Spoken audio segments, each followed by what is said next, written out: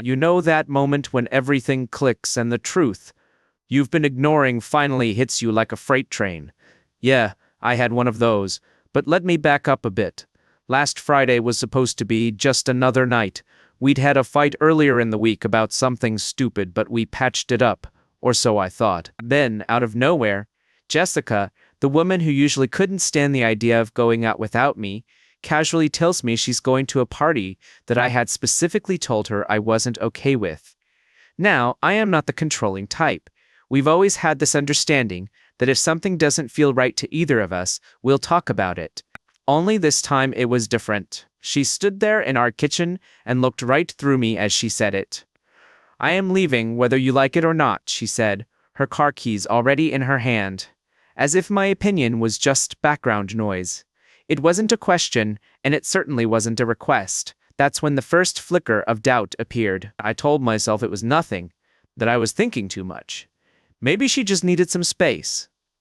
But then I saw the dress. Let me paint you a picture. Tight, black. Way too short and paired with heels I hadn't seen in years. The kind of outfit you'd expect someone to wear if they wanted to turn heads. And not just any heads. I knew this wasn't about catching up with Stacy and her wild crew. This was about something else entirely. I didn't say a word. She took one last look in the mirror and smiled. That cold, distant kind of smile that doesn't reach the eyes. She didn't even kiss me goodbye. Just a quick, "Don't wait up." And then she was gone. I spent the rest of the evening pacing the house like some kind of... This is our Life channel. If you haven't subscribed yet, please join us to stay updated with more real stories happening around you. Something was gnawing at me. A deep, dark pit in my stomach that wouldn't go away. But I didn't call her. I didn't text her. If she wanted to act like this, I wasn't going to be the one chasing after her. Not now. I'd let her have her night, and I'd have mine in silence. Around midnight, I started going over every conversation we'd had over the past few weeks, replaying the small, seemingly insignificant moments in my head. Had she been distant lately? Yeah, maybe a little less affectionate, sure, but what really started to bother me was that every time I asked her where she was, the stories felt a little too neat, too rehearsed. She always had explanations, but now that I thought about it, something didn't add up. I didn't realize I was holding my breath until the silence in the house became unbearable. I grabbed my phone and stared at the screen, my thumb hovering over her contact. The clock read 1:30 a.m. No texts, no updates, just silence. Then I did something I'd promised myself I'd never do. I opened our shared phone plan. I knew I was crossing a line, invading her privacy, but I couldn't stop myself. It only took a few clicks. There it was, plain as day. Dozens of calls and texts to a number I didn't recognize. The messages started about a month ago and got more frequent every day. They weren't just during work hours either. Some of them were sent late at night, long after I thought she was asleep next to me. I felt sick. My heart was pounding so hard I could hardly think. Maybe it was nothing, I told myself. Maybe it was work or a friend. But deep down I knew, you know when your gut just knows, no matter how hard you try to convince yourself otherwise.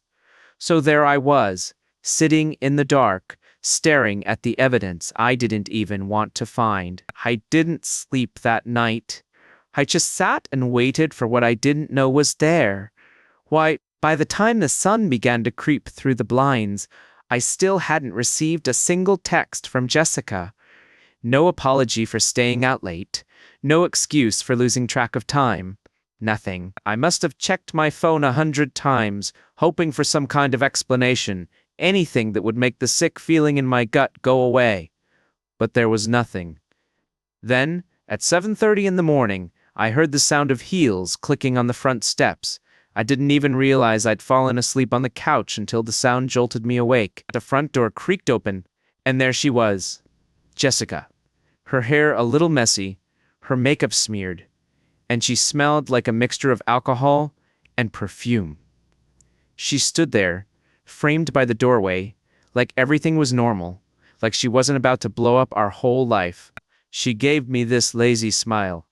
"Good morning," she said, as if she hadn't just stayed out all night without saying a word. She didn't even look sorry. She just walked past me like I was invisible, like her actions didn't matter. I sat up and stared at her. My voice came out harder than I meant, but I didn't care anymore. Where the hell were you? She stopped, turned slowly, and met my eyes. But instead of the usual defensive excuses or half-hearted apologies, she laughed. She really laughed. Are we really doing this? It's too early for your drama. That was the word she chose. I stood up and tried to control my anger. I stayed up all night waiting for you. No texts, no calls. And now you're standing here like nothing happened? Don't act like I am the one being unreasonable, she rolled her eyes. I told you I was going to a party. I didn't think I needed to give you a minute-by-minute update. We're not teenagers. But here's the thing. It wasn't just the party. It wasn't even staying out all night. It was the complete lack of respect in her voice. The way she looked at me like I was an inconvenience in her life. I could feel my hands shaking, not from fear, but from sheer frustration. Who is this guy? The words came out sharp and cold. I hadn't planned to say them, but once they were out there, I couldn't take them back. She froze for a second. It was barely noticeable, but I caught it. The slight hesitation before she turned away and dismissed me with a wave of her hand. Oh God, you really are paranoid. Tahir is no guy. Don't lie to me, Jessica. I checked the phone bill. The silence that followed was deafening. I didn't want to say it, but it hung in the air between us. Her whole expression changed. Her smirk disappeared, replaced by something colder, something sharper. She narrowed her eyes at me as if I were the one who had crossed the line. She checked the phone bill. Her voice was icy. What the hell is wrong with you? It was almost impressive the way she turned it on me, like I was the villain here for worrying about where she'd been all night. But I wasn't going to let her control the narrative. Not this time. Who is he? I repeated, this time louder, my voice barely holding together. She folded her arms, still not looking at me. It's nobody. You are being ridiculous. But her voice was different now, less sure, more calculated. She was testing the waters, seeing if she could still talk her way out of this like she always did. I took a step closer. You've been texting and calling someone late at night almost every day for a month. And now you are out all night dressed like that. And you think I am just supposed to believe it's nothing? For the first time she seemed to lose her composure. Her jaw clenched and she finally turned to me. It's none of your business, she said through gritted teeth. You don't own me. And there it was. That final admission buried under layers of deflection. She didn't deny it anymore. She didn't try to explain. She just made it clear that she didn't care what I thought, that my feelings were none of her business. I stood there, numb, staring at the woman I thought I knew. There was no screaming, no dramatic argument, no tears, just this cold, quiet realization that the person standing before me had changed. Or maybe she'd always been this way, and I was just now seeing it. She turned on her heel and headed for the bedroom. I am going to sleep, she said over her shoulder, as if that was the end of the conversation, as if everything was suddenly okay, but it wasn't. Nothing was fine. She disappeared into the bedroom without another word, and the door clicked shut behind her. The sound echoed in my ears, leaving a strange emptiness in the room, as if the air had been sucked out. I stood motionless, trying to process what had just happened. It wasn't the silence that hurt. It was her utter indifference. She hadn't even tried to explain, hadn't bothered to cover her tracks or soften the blow. She just walked away like I didn't matter, like we didn't matter. I collapsed back on the couch, my mind racing. For a month, at least a month, she'd been talking to someone else late at night while I slept in the next room. She was texting some guy, and she hadn't even flinched when I confronted her. She just looked right through me. What was I supposed to make of that? My mind spun, every memory of the past few weeks unraveling in real time. The night she stayed out late claiming to be with Stacy, the new gym routine, the random work dinners she never used to have. I had missed all the signs. Or maybe I just didn't want to see them. I felt my phone vibrate in my pocket. For a moment, I thought it might be her texting me some half-baked excuse or apology from the other room. But when I checked, it was a notification from our phone plan app. My heart dropped. I hadn't turned off the alert for the number she was calling. A new message had just come in at 7 o'clock a.m. from that number. She hadn't even been in the house 20 minutes, and she was already talking to him. I don't know what came over me, but I clicked on the number. I wanted to see who he was. I had to know. A name appeared on the screen. Mark. Not a work contact, not some random friend, but Mark. A guy I didn't know with a number I'd never seen, couldn't breathe. My hand shook as I opened the call log. 46 calls in the last 2 weeks, dozens of text messages, all late at night, all while she was supposedly too tired to talk. There was no denying it now. This was real. It wasn't just paranoia anymore. Jessica was seeing someone else. I heard movement in the bedroom. The door opened slightly and she looked out, her face calm, as if nothing had happened. "Are you seriously still going through with this?" she asked. Her tone was flat, almost bored. I looked up at her phone, still in her hand. "I know it's him," I said quietly. "Mark. That's his name, right?" For a second she didn't react. Then, with a small shrug, she said, "Yeah, so what?" As if it were the most natural thing in the world, as if she had just admitted that she had forgotten to get milk from the store. So what? That's when everything inside of me snapped. I wasn't even angry at that moment. I was past the anger, past the hurt. It was something else now. Numbness, cold, clear numbness. "How long?" I asked, my voice hollow. Jessica rolled her eyes, as if I was being ridiculous for asking. "I don't know, maybe a few months." She leaned against the doorframe, completely unfazed. "Does it really matter?" My mind couldn't make sense of her words. Does it really matter? How could she stand there and act like it was no big deal? My world was falling apart, and she couldn't even bother to look guilty. I slowly stood up. "You've watched him lie to me for months, go behind my back, and you are standing here asking if it matters." She crossed her arms, annoyed. "I didn't lie to you. I just didn't tell you everything." Her voice had this edge to it, like I was the unreasonable one for feeling betrayed. "You've been so controlling lately, always questioning me. So yes, I needed space. And Mark, he gets it. He doesn't suffocate me, like you do." My head was spinning, controlling, suffocating. Was that how she justified it to herself? Space? I laughed, but it wasn't a real laugh. It was bitter, hollow. "You needed space, so you ran to another guy. You cheated because I cared where you were." Jessica tilted her head, her expression bored, as if she was over this whole conversation. "Oh, don't be so dramatic. We haven't even slept together until last week, if that's what you are really upset about." The casual way she said it, like it was nothing, made my stomach turn. "Last week," I repeated the words, barely registering them. My whole body felt cold. I didn't even know what to say. "Yes, it just happened, but if you'd stop overreacting, you'd see that it's no big deal. We've been drifting apart for a while, and you know it." She said it like it was a simple fact, like I should just accept it and move on. I could barely look at her. She wasn't the woman I thought she was, not anymore. Maybe she never had been. I turned away and stared out the window. The room was too small, too suffocating. I couldn't bear to be in the same room with her. "Get out," I said quietly, my voice barely above a whisper. Jessica's eyes widened, surprised for the first time. "What I said? Get out?" I repeated louder, this time turning to face her. "I don't care where you go, just get out right now."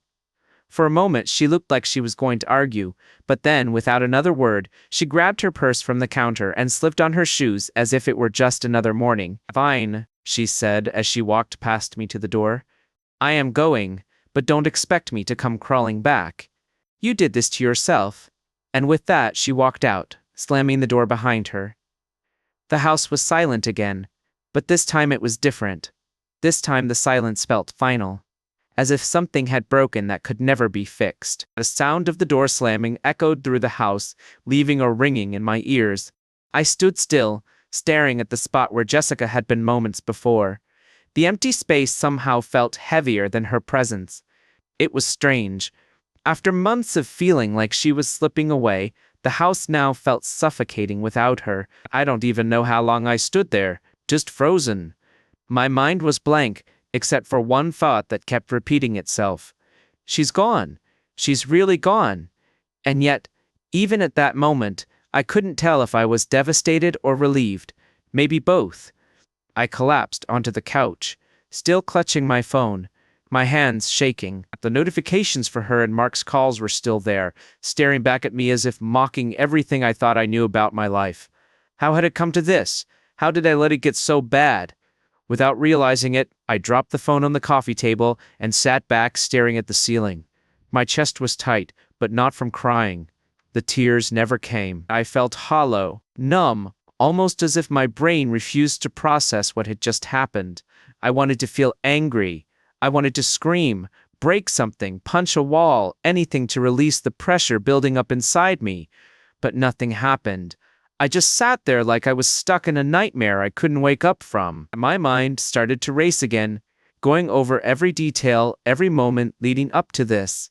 I thought about the night we met, how she'd walked into that bar with the confidence that had immediately drawn me in. She was different then, funny, spontaneous, real. At least I thought she was. But now it felt like I'd been living with a stranger, and I was just starting to realize it.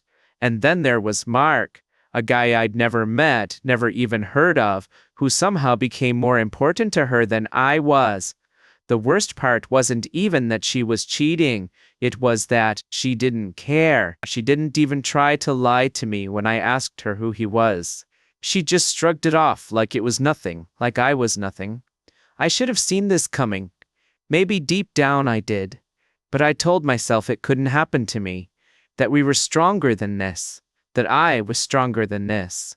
But obviously I was wrong. Jessica had been slipping away for months. And I'd been too blind to see it, or too stupid to accept it. The last few conversations we'd had played in my head like some twisted highlight reel. All the little moments when I'd asked if something was wrong and she'd brushed me off. I remembered the times she came home late, the nights she turned away from me in bed, claiming she was tired, the nights when I could feel her slipping away inch by inch, but I hadn't done anything about it because I didn't want to seem paranoid, and now it was too late. She was gone and I was left here in this empty house with nothing but the weight of her absence. The reality of it all began to sink in. She wasn't just gone for the day. She wasn't coming back. This wasn't some fight we could fix with a few apologies and promises to do better. This was it, the end of us. And as much as I wanted to believe otherwise, I knew there was no going back. Not after what she'd said, not after what she'd done. A cold wave of clarity washed over me. The weight of the situation finally hit me. Jessica wasn't just a confused woman looking for a way out of a difficult situation. She had chosen this. She had decided that Mark was worth more than anything we had built. And the way she looked at me with that cold indifference, I knew she didn't regret it. She was done with me, and had been for some time. I was just the last to find out. I don't know how long I sat there before I finally got up and moved. I had to do something, anything, to keep myself from thinking. My hands started to work without my brain really catching up. I grabbed a garbage bag from the kitchen and started going through the house, collecting every trace of her I could find. Clothes, makeup, that stupid scarf she bought and never wore, the perfume that made me sick to my stomach now. I wanted it all out. Each item I threw into the bag felt like a small victory, like I was purging her from my life piece by piece. The photos were the hardest. There was one of us from our first vacation together, smiling on the beach like we had the world in front of us. I stared at it for a long time before I tore it in half. She wasn't that person anymore. Neither was I. I threw the pieces in the bag and moved on. When I finished, the house felt eerily empty. The air was heavy, the walls too quiet. But at least she wasn't there anymore. At least I didn't have to see her face, hear her voice, or pretend that we could somehow make this right. As I sat back down, exhausted, a new thought crossed my mind. What was I going to do now? I hadn't even thought that far ahead. It was like the rug had been pulled out from under me and I was still in free fall, not sure where or how I'd land. But one thing was clear. This wasn't going to end with me sitting here, waiting for her to come crawling back. She had made her choice, and I wasn't going to be her backup plan, not anymore. She thought she could just walk out of my life and leave me broken, but I wasn't going to give her that satisfaction. I had no idea what would happen next. A divorce, maybe? A confrontation with Mark. The thought crossed my mind. But what good would that do? What would I do? Ask him why he ruined my life. No, I had to figure out how to move forward, how to rebuild after everything had been torn apart. I didn't have all the answers yet, but one thing was for sure. This was the beginning of the end for Jessica and me. And for the first time, I realized that maybe, just maybe, it wasn't the worst thing in the world. The house was still almost spooky. Every object, every shadow seemed sharper in Jessica's absence. It was as if her departure had robbed everything of the comfort it once held. I should have felt relieved that she was gone, but instead I was stuck in this strange limbo, caught between disbelief and the crushing weight of reality. The house felt like a stranger's home now, my own walls once filled with laughter, arguments, shared secrets. They felt strange. I sat back down on the couch, the garbage bag of her things at my feet, and let out a long breath. There was nothing left to do but face the truth. The strange way you can live with someone for years, sharing a bed, meals, memories, and then in an instant it's like you never knew them at all. The promises, the plans for the future, gone. All it took was a name, Mark, and it all fell apart. I needed to tell someone that I couldn't sit in this silence any longer, trapped in my own thoughts. So I called my best friend, Eric. He picked up on the second ring, groggy but worried. "Hey, man, what's up? Are you all right?" His voice was still thick with sleep, but I could hear the undercurrent of worry. I rarely called this early unless something was seriously wrong. I didn't know where to begin. "Eric, she's gone." There was a long pause on the other end. "Wait, what do you mean gone? Like she left?" "She's been seeing someone, a guy named Mark. Been going on for months, apparently. She admitted it this morning like it was no big deal. She left." I could hear the anger creeping into my voice, the numbness giving way to something darker. Eric swore under his breath. "Jesus, man, I don't even know what to say. I am so sorry." "Yeah. Well, sorry doesn't change anything." My voice cracked, betraying the flood of emotions that had been building inside me all night. "She doesn't even care, Eric. She didn't even try to explain. It was like I didn't matter anymore. Like I never did, man. I can't believe it. She seems so into you. I mean, sure, things have been tense, but I never thought she'd do something like this." His words were filled with genuine disbelief, but they didn't help. "Yeah, well, she did, and now she's gone." I let out a bitter laugh. Eric was silent for a moment, and then he asked, "What are you going to do now?" The question hit me like a blow. What was I going to do? I hadn't thought that far ahead. All I knew was that I couldn't just sit there and wallow in the mess she had left behind. I don't know yet. Divorce, I guess. I mean, what else is there to do? It's not like I can just forgive her. Are you sure about that? Eric's voice was hesitant. "I am not saying you should or shouldn't, but maybe to hear is more to it than that. Did you really talk?" I clenched my jaw and tried to contain my frustration. "Tahir is nothing to talk about, Eric. She cheated on me. She's been lying to me for months. What's there to say after that? I get it, man. I am just saying that sometimes people make mistakes. Stupid, horrible mistakes. But that doesn't mean it's over if you don't want it to be." His words stung. I knew he was trying to help. But the idea of even considering forgiveness right now made my blood boil. I am not going to wait around while she figures out if she wants me or this other guy. She made her choice. Eric was on the other end, probably realizing that this wasn't the time to push. "All right, I hear you, but whatever you decide, just don't make any rash decisions right now. Let things settle down a bit." I didn't answer. I didn't know how to. I just felt lost. Like everything I thought I knew about my life had been ripped away in a matter of hours. After a few more awkward exchanges, I hung up and threw my phone on the couch. That's when I noticed something. Jessica had left her laptop on the kitchen counter.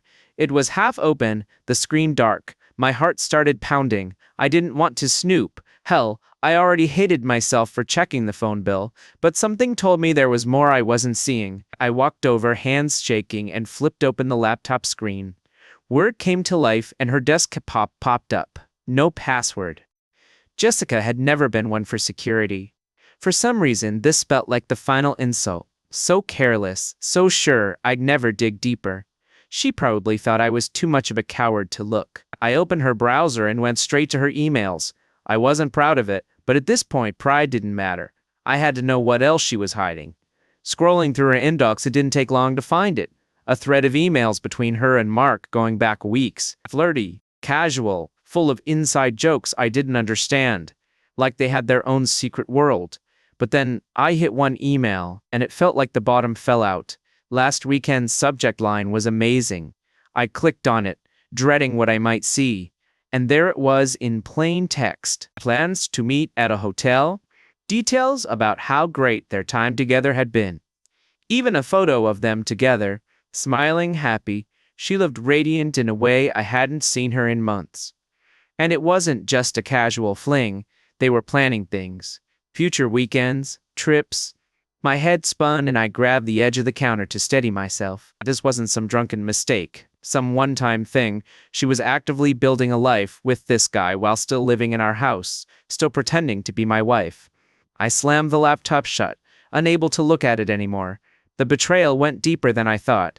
It wasn't just a physical affair, it was emotional. She had checked out of our marriage long before I realized it. And worse, she didn't care. She'd kept me in the dark, living a double life, without a second thought. The anger surged again, but this time it was mixed with a deep, gnawing sadness. She'd chosen him over me, over everything we'd built. And now, I was left with the pieces. I stared at the closed laptop, my mind racing with 100 different thoughts, none of them leading anywhere good. I could feel the weight of the next decision pressing down on me, but no answer seemed right. For the first time, I truly understood the phrase, the point of no return. I had just crossed it. I don't know how long I stood there staring at the closed laptop, like it was some kind of bomb about to go off. The picture of Jessica and Mark burned into my mind. It felt like a knife twisting deeper with each passing second. She wasn't just having an affair, she was happy. She looked at him, the way she used to look at me, with that smile that made her eyes light up. It was like I was looking at a version of her that had been long gone from my life, only to find out she'd been saving it for someone else.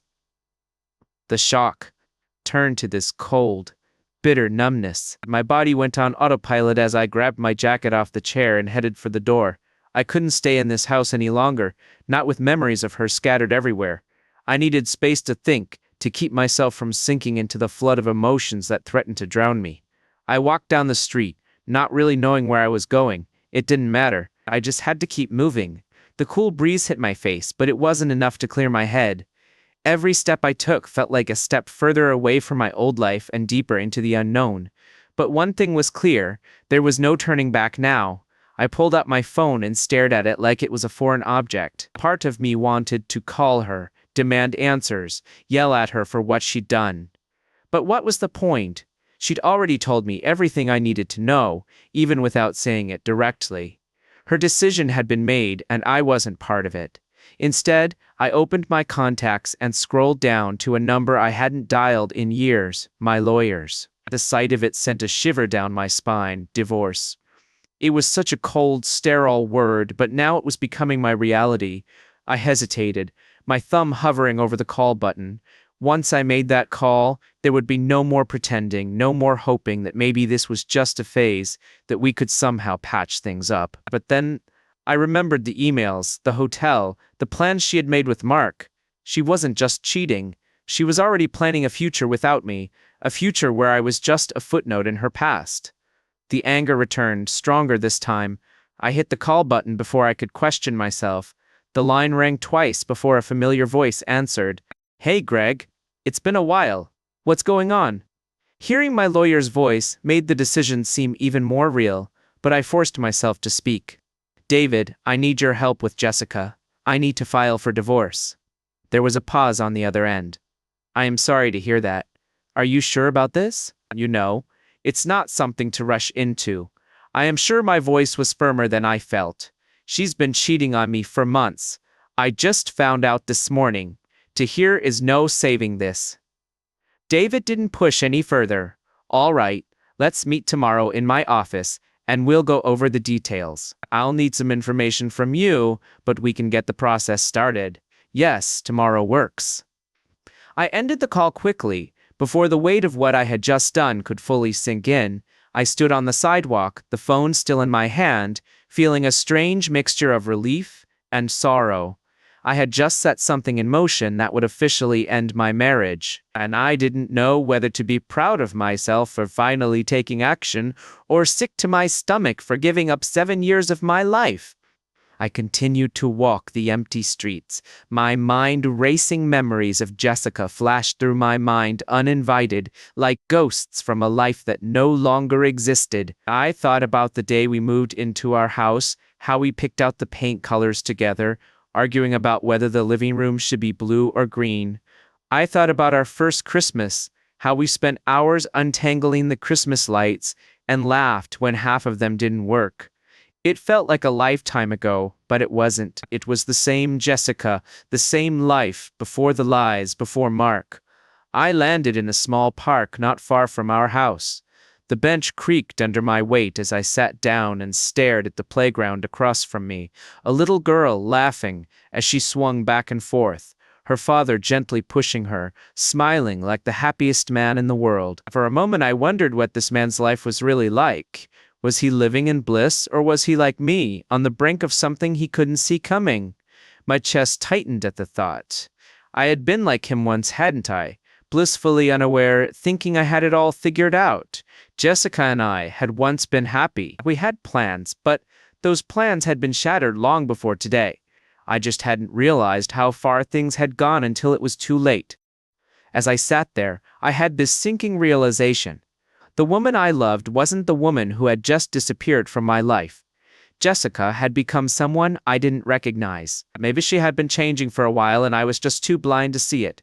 Maybe I hadn't changed enough. Either way, the reality was that we were two different people now, moving in completely opposite directions. The hours passed without my noticing. The sun began to set, casting long shadows across the park. And yet I still didn't have the energy to go home. The word didn't even feel right anymore. The house may have had 4 walls, a roof, and all my things, but it wasn't home. Not without the life I thought I'd have. Finally, I got up and started the slow walk back.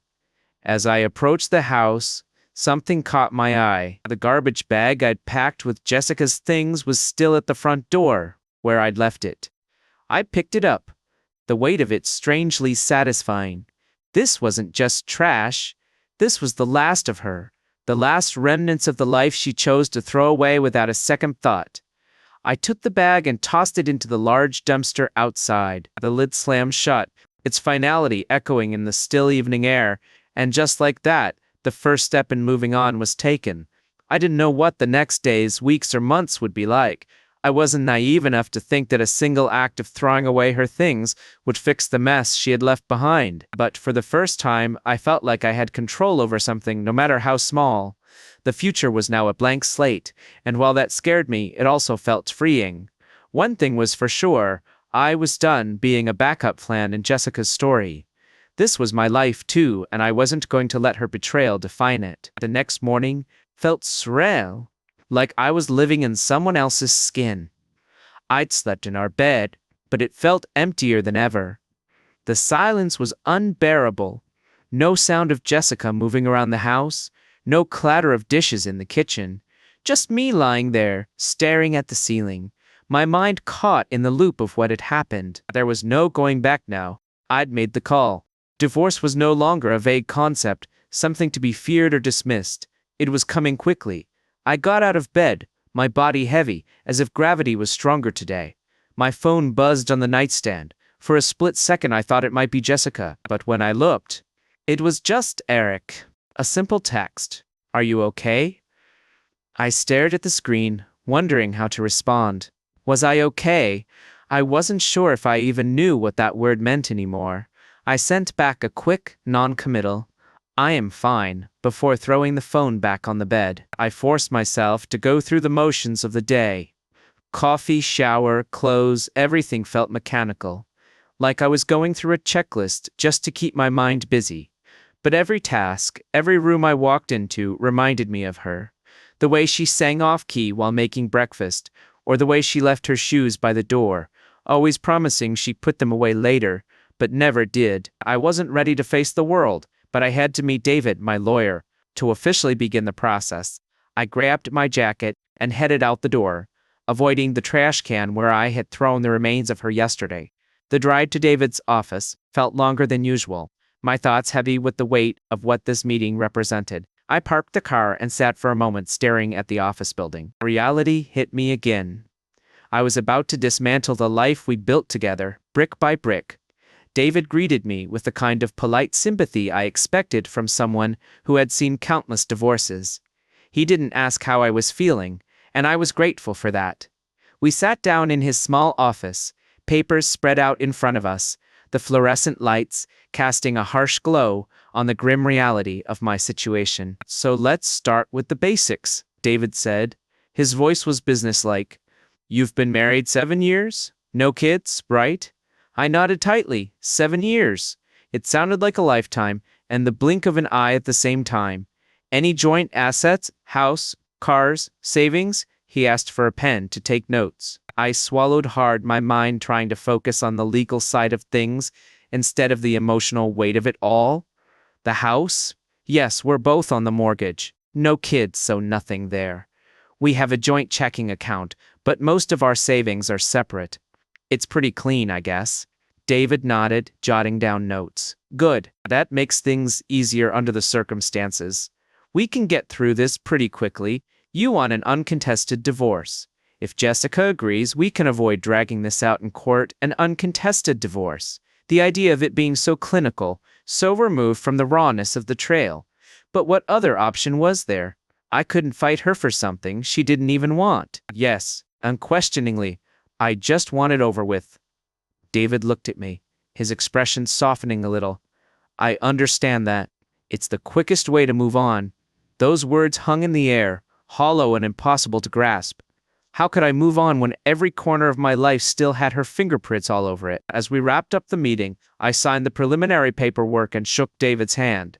"I'll get that file today," he said. "You'll probably hear from your lawyer soon, but don't worry, we'll take care of everything." I nodded, thanked him, and left the office feeling even more drained than when I arrived. The legal part was done, or at least set in motion, but the emotional fallout was just beginning. Back in the car, I sat for a moment staring at the steering wheel, trying to make sense of what I had just done. I had officially begun the process of ending my marriage, but instead of feeling relief, I felt like I'd ripped out a piece of myself and handed it over to be filed away in some cold legal document. I drove aimlessly for a while, letting the roads take me wherever they wanted. Eventually, I ended up at the one place I never thought I'd end up, Stacy's house.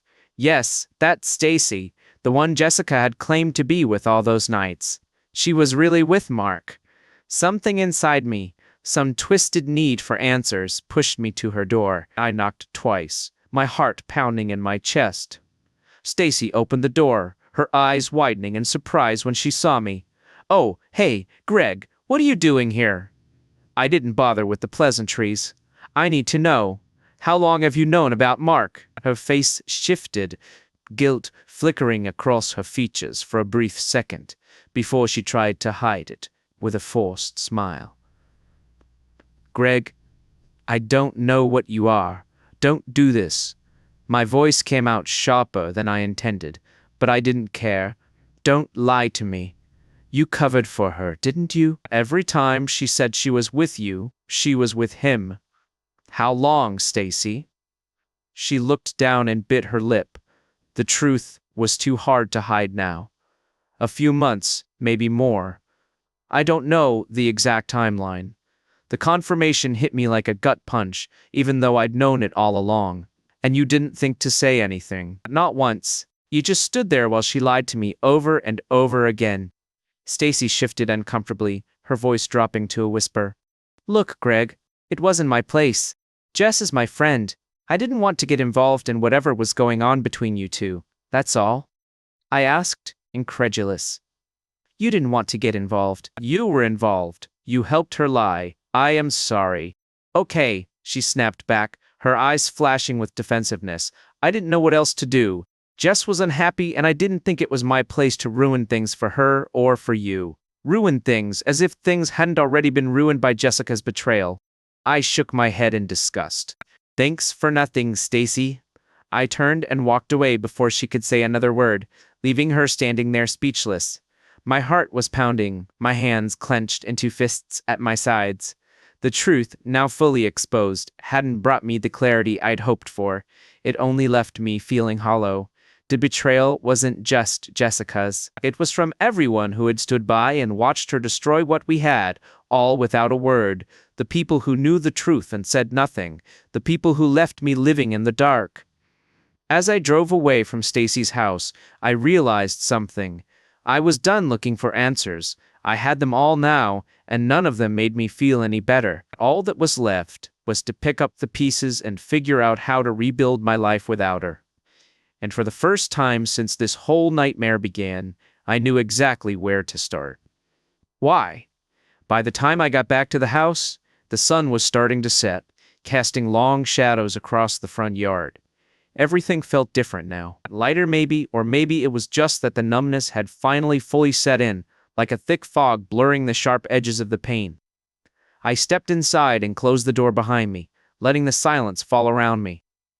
It was a different kind of silence now, not the suffocating kind, but the kind that comes when a decision has finally been made. The weight of Jessica's betrayal, Stacy's complicity, and the divorce was still there, but now it felt like a burden. I was beginning to understand, but even I walked into the living room and stared at the spot where Jessica had stood that morning, looking at me with that cold indifference. It was as if the memory of her was still there, but it didn't sting as much as before.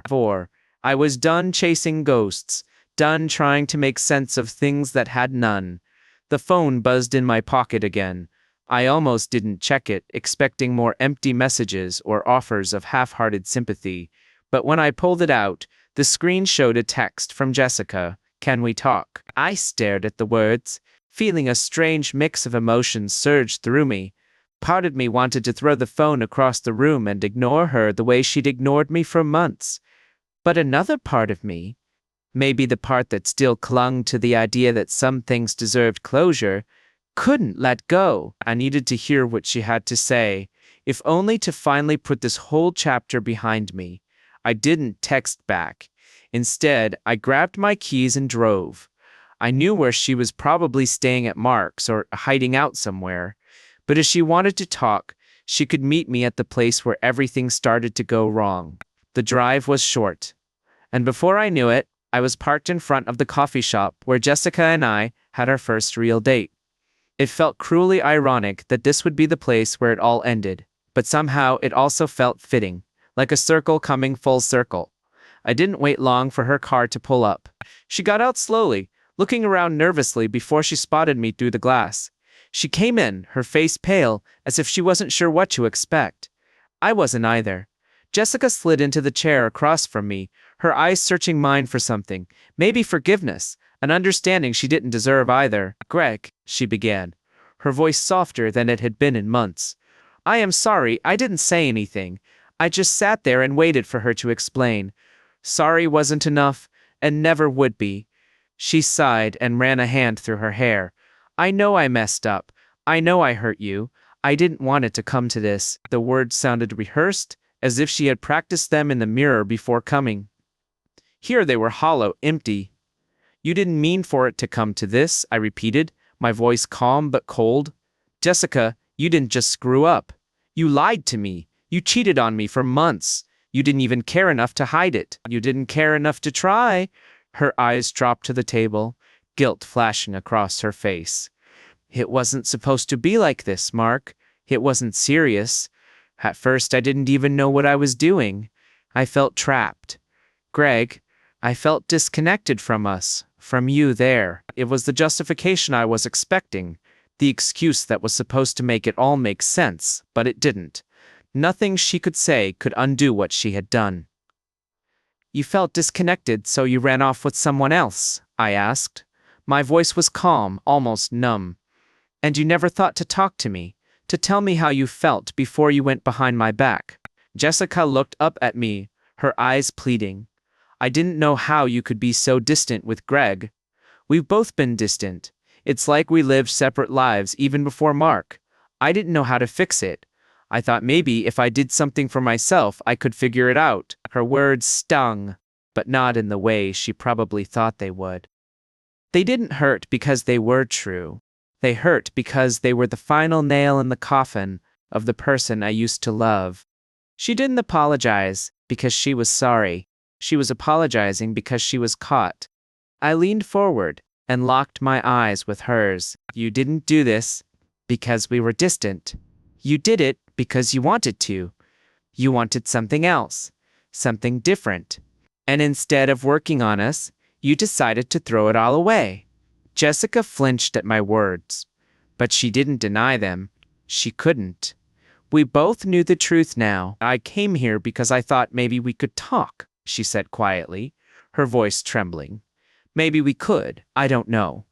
Figure something out, I repeated incredulously. Jessica, Tahir has nothing left to work out. You destroyed our marriage. Tahir is no fixing it. I've already started divorce proceedings. Her face turned pale, and for the first time, I saw real fear in her eyes. Divorce? Yes, I said, my voice calm. The divorce is over, Jessica.